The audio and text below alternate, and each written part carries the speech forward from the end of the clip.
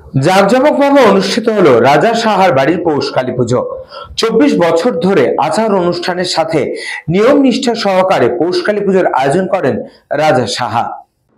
24 বছর ধরে আচার অনুষ্ঠানের সাথে নিয়ম নিষ্ঠা করে পৌষ কালী পুজোর আয়োজন করেন রাজা সাহা। তিনি একজন তৃতীয় লিঙ্গ, কিন্তু মায়ের আয়োজনে কোনো খামতি তিনি রাখেন না। স্বপ্নদেশে পাওয়া মাকে নিজের বাড়ির মেয়ের মতন করে পুজো করেন। পৌষ কালী পুজোর শুভ লগ্নে প্রতি বছরের ন্যায় এবছরও কুমারী পুজোর মধ্যে দিয়ে মহিলা ঢাকি সহযোগে এই পৌষ কালী পুজোর আয়োজন করেছিলেন রাজা সাহা। কোষ্ঠী পাথরের বিগ্রহ যেন বাড়ির মেয়ে, যাকে স্বর্ণালঙ্কারে সাজিয়ে সিংহাসনে বসিয়ে ধূপ আরতি সহকারে পুজো করেছেন। এই পুজো ঘিরে সাহাবাড়িতে উৎসবের মেজাজ।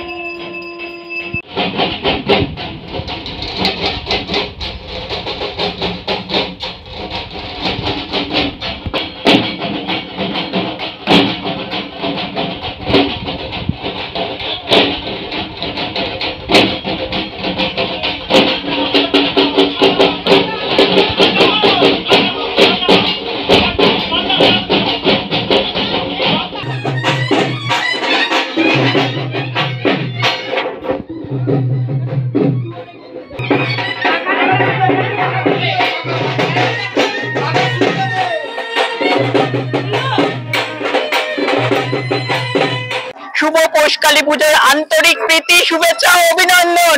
সবাই একবার বলো কালী মায়ের কি জয়। আমার এটা দীর্ঘ 24তম বছরের পুজো। এবছর আমার পৌষ কালী পুজোয় আমার বিশেষ আকর্ষণ মায়ের কোষ্ঠী পাথরের বিগ্রহ আর মায়ের সেগুন কাঠের সিংহাসন, পুরো দক্ষিণেশ্বরের অনুকরণে তৈরি মায়ের সিংহাসন। এবছর আমার 24তম বর্ষের বিশেষ আকর্ষণ কুমারী পুজো।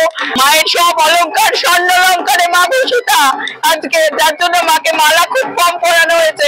তোমরা মায়ের রূপ দেখো, মায়ের সব ডেকোরেশন দেখো, অ্যারেঞ্জমেন্ট দেখো।